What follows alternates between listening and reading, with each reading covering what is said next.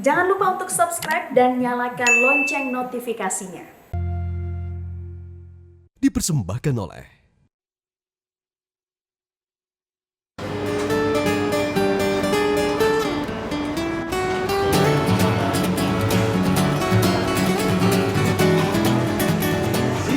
Hai Tinos, mana aja tungguin dari tadi.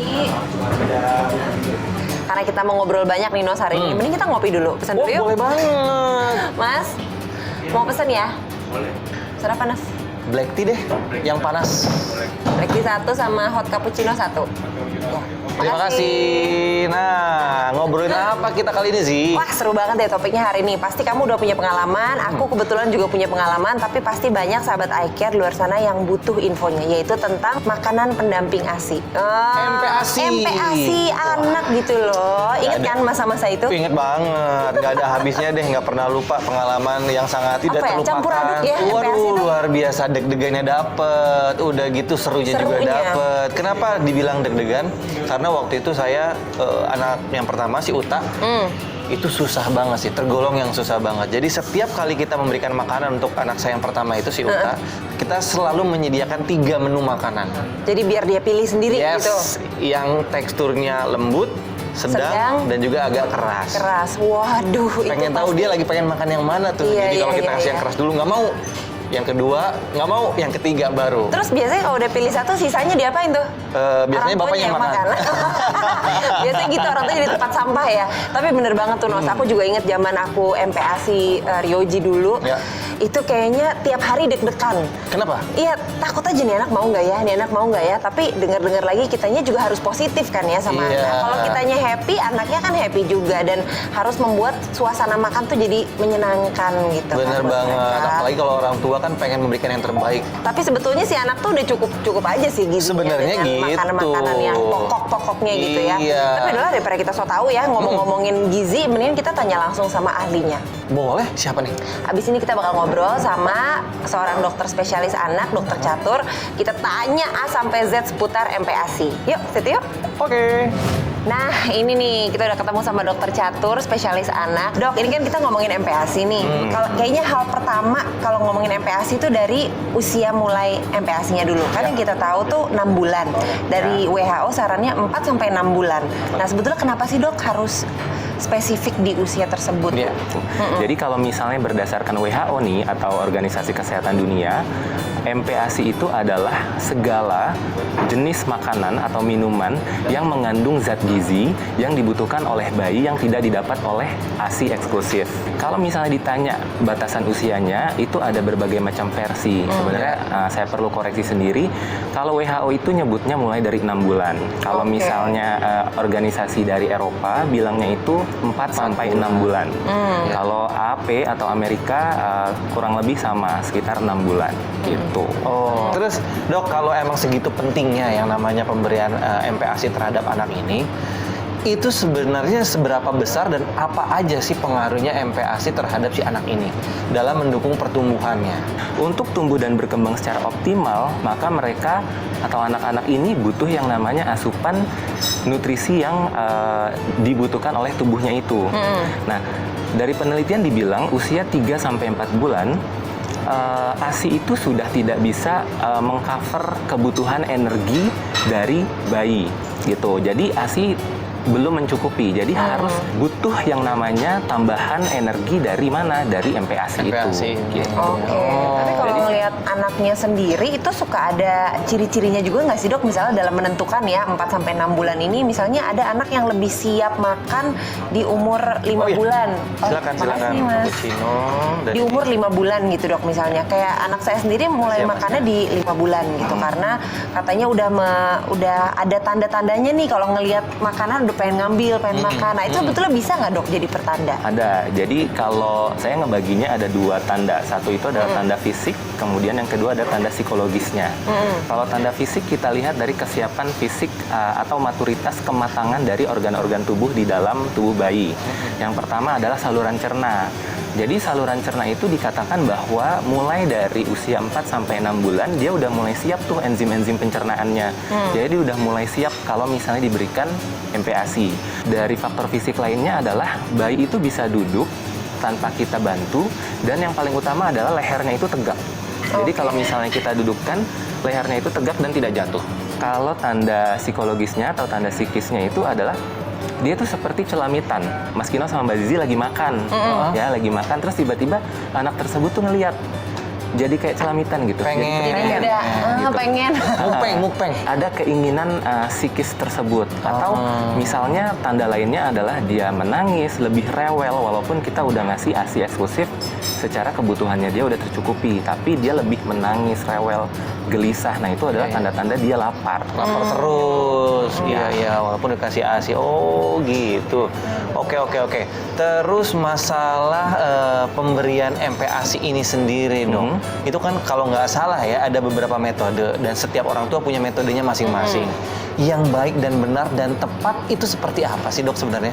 Nah, kita biasanya ngebagi ada 3 kelompok usia. 6-9 bulan itu biasanya dia tuh udah bisa memindahkan makanan dari sisi mulut sebelah kanan ke kiri atau sebaliknya. Usia 6-9 bulan ini itu unik lagi, dia udah mulai tumbuh gigi, bener nggak? Benar. Untuk teksturnya juga harus benar-benar sesuai dengan perkembangannya. Dan mungkin kita langsung ngasih yang namanya makanan kasar, sangat tidak dianjurkan. Jadi mulailah dari, kalau di literatur bilangnya pure itu saring, itu 6 bulan. Nanti dia naik 6, 7, 8, 9, dia mulai tumbuh gigi, mulailah dari yang pure itu menjadi kelumat atau mesh.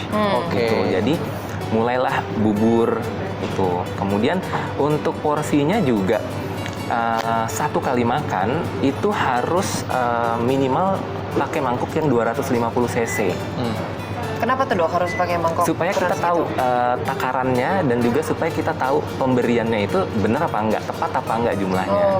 Karena dari 250 cc itu kita biasanya minimal 3-4 kali sendok makan. Oke, wah ini menarik banget ya Nos ya. Banget. Pasti buat ibu-ibu baru di luar sana yang baru melahirkan, terus 6 bulan mulai masuk MPASI ini lagi banyak dilema-dilema. Aduh pakai metode apa ya? Kasih makannya kayak Kasih gimana makan ya? apa ya? Itu kadang-kadang suka Mau lama nggak banget. ya anak saya? Aduh banyak banget deh drama-dramanya. Tapi nanti kita akan ngobrol lagi sama dokter Catur ya. Jadi jangan kemana-mana, tetap di Metro Eye Care.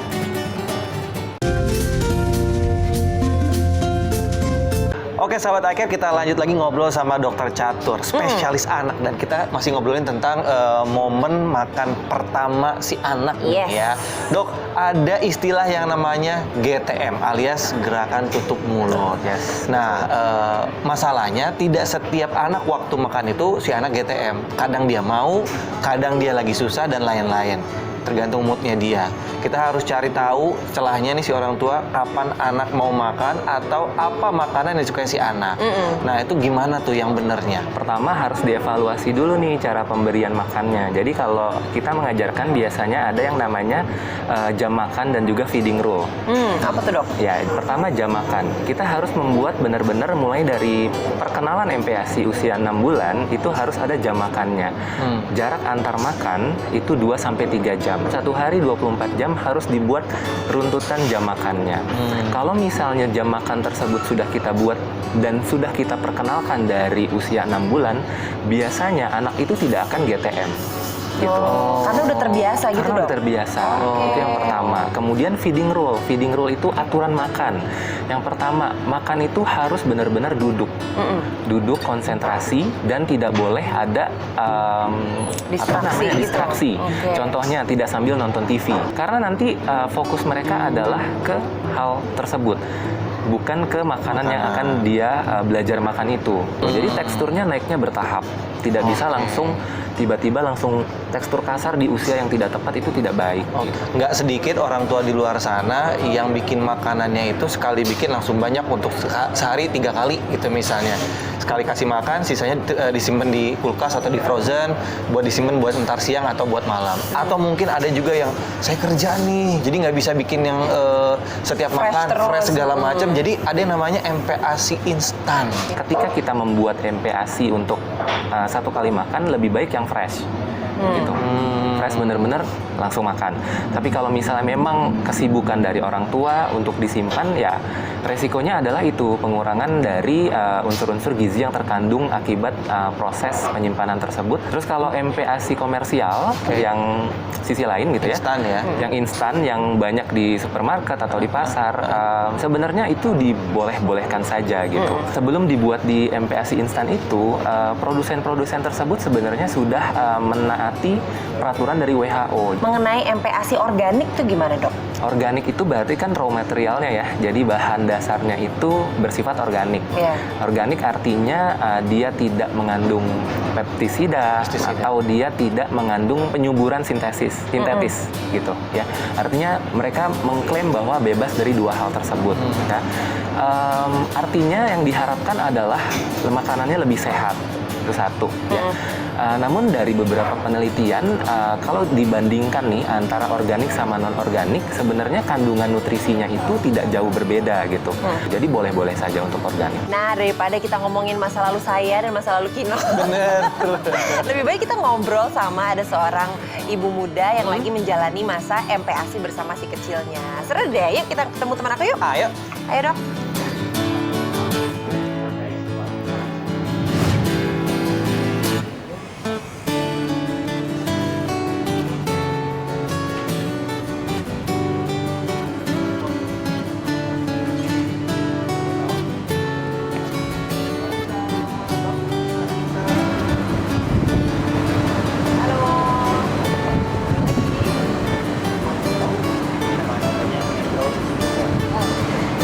Udah ketemu deh sama Anissa akhirnya. Maaf ya nungguin lama nih. Nggak apa-apa. Pasti seru ngobrol-ngobrol sama dokter ya. Kebetulan aku juga ada pertanyaan nanti. Pengen ditanyain ya, Kan konsultasi banyak nih sekalian. namanya juga ibu baru, anak pertama, lagi MPASI ya kan? Iya.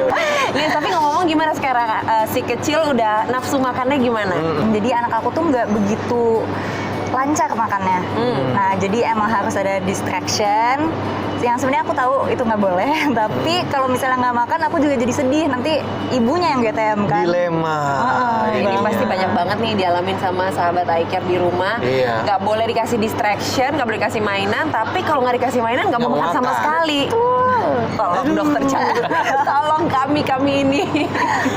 Ini adalah momok sehari-hari sebenarnya ya buat ibu-ibu baru. Kayak anak makan apa aja deh, boleh deh nonton TV boleh, kemudian nyetel musik boleh gitu. Nah itu namanya permissive feeding dan itu tidak disarankan sebenarnya karena nantinya akan mindless eating. Jadi dia tuh ketika makan, dia tuh nggak mikir makan itu, nggak ada proses untuk mengunyah dan lain-lain. Justru dia fokusnya itu hanya ke distraksi yang tadi kita berikan.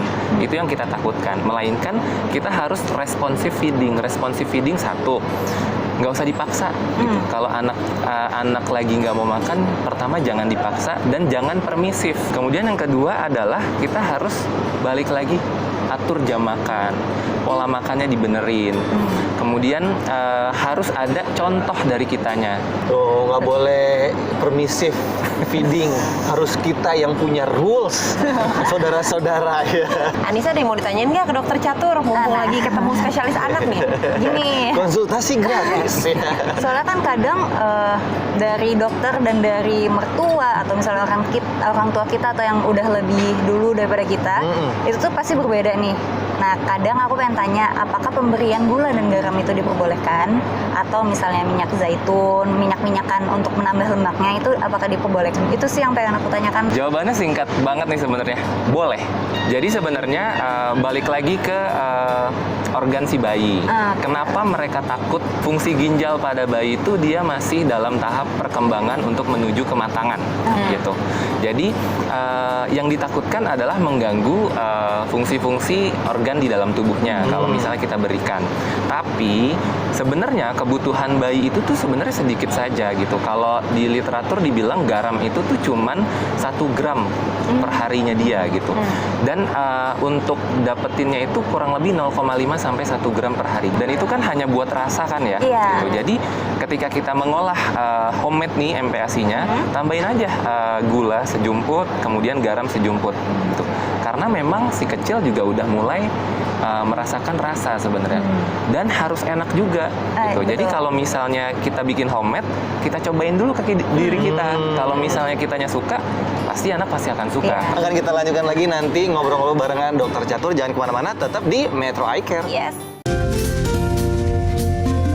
Dari tadi kita udah ngomongin makanan melulu, kayaknya nggak afdol kalau nggak ada makanannya depan muka ya dok ya. Jadi sekarang, tapi ini bukan makanan besar, ini tuh finger foods atau snack untuk bayi. Yang pertama dok, ini adalah biskuit bayi. Ini biskuit bayi, ya. Jadi mungkin kalau misalnya kita ngomongin cemilan nih atau snacking, carilah cemilan yang bergizi gitu kan. Balik lagi ke periode perkembangan si bayi itu. Dia langsung ngambil terus langsung makan pasti nggak akan mungkin. Dia nggak akan mungkin ngegigit karena giginya belum ada. Iya. Dan yang kita khawatirkan adalah tersedak gitu. Jadi biasanya kalau biskuit ini di atas 9 bulan, Oke. 9 sampai 12 bulan. Nah, kalau yang ini yang tadi kita bilang nih finger food. Ini buah nih, buah pir ya. Iya. Jadi untuk finger food ini paling aman adalah pada usia 9 sampai 12 bulan. Yang ini juga melatih perkembangan motorik karena dia akan ngambilnya seperti ini gitu. Ini dok. Kemudian ini baby snack puff ya. Iya, baby puff. Ya, ini juga sama finger food juga di atas 9 sampai 12 bulan lebih aman nih ini ya. Dan perlu diingat untuk snack yang paling penting adalah nilai gizinya. Jadi ini kan pasti kemasan kan ya. Di kemasan itu bisa dilihat tuh ada nilai gizinya di situ apa saja gitu. Oke. Dan yang paling aman adalah BPOM. Jadi harus ber-BPOM itu akan lebih aman. Ini pure buah nih. Ini yang lembut banget ya Ya, dok. ini lembut banget. Ini kalau misalnya kita ambil sendok, terus kita turunkan, dia netesnya tuh nggak langsung netes gitu. Jadi Nggak agak terlalu tertahan cair, dikit. agak kental ya. Ya, itu yang dimaksud dengan pure. Pembuatan pure seperti itu ya. Oke. Nah, ini lebih aman untuk yang 6 bulan. 6 bulan. Gitu. Kalau yang ini dia naik lagi usianya 9 bulan, 8 sampai 9 bulan seperti ini. Bener nggak Manisha ya? Iya. Pengalamannya ya, Iya. gitu ya. Kalau Anissa sendiri buat si kecil di rumah biasanya pilihan snacknya seperti apa nih? Jadi sekarang aku lebih ngasih ke tentunya ke biskuit-biskuit, dan aku juga nyari biskuitnya tuh yang selain organik dan juga yang pasti BPOM kayak yang tadi dibilang Dokter Catur. Udah gitu buah juga aku mulai potong-potong gede, jadi biar dia bisa pegang sambil makan sendiri. Masih variatif juga sih, apalagi nggak boleh satu doang kan, soalnya anak aku juga bosanan. Kalau dari dokter sendiri sebetulnya ada ini nggak sih dok, ada saran misalkan, ini kan kita nyediain banyak snack gitu buat anak-anak. Gimana caranya supaya si snack ini nggak mengganggu makan besarnya? Kadang ada juga dok anak-anak yang lebih seneng ngemil daripada makan besar. Saya sudah bilang bahwa kita harus menerapkan jam makan sama feeding rule tadi gitu. Oke. Jadi makan utama sebenarnya untuk MPASI adalah 3 sampai 4 kali. Awal-awal tuh usia 6 sampai 9 bulan 2 sampai 3 kali makan utama. Nanti dia naik usianya 3 sampai 4 kali makan utama. Makan utama itu yang tadi mengandung makro sama mikro. Jadi ada karbo, ada protein, sama ada lemaknya juga gitu. Kalau perihal snacking itu, snacking minimal 1 sampai 2 kali saja dalam hari. Atau kalau misalnya snacknya mau diganti sama susu nih, seperti anaknya Mbak Nisa itu boleh-boleh saja gitu. Jadi bukan suatu hal yang wajib untuk snacking terus. Disediakan. Ya. Dan balik lagi, lebih utama sebenarnya makan utama tadi, karena makan utama kan komposisi dari nutrisinya lebih banyak. Kalau misalnya snacking, ya cuma ini saja gitu. Komposisinya jadi kayak menu tunggal dan itu tidak disarankan. Iya. Nah, aku punya pertanyaan nih dok, cemilan atau snack ini sama nggak sih sama finger food? Oke, jadi kalau cemilan sama snack itu garis besarnya.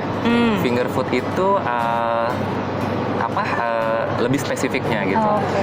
Jadi misalnya cemilan atau snack teksturnya pasti beda-beda seperti yang disajikan ini. Tapi kalau finger food itu adalah istilah untuk makanan yang yang bayi dapat menggenggam itu.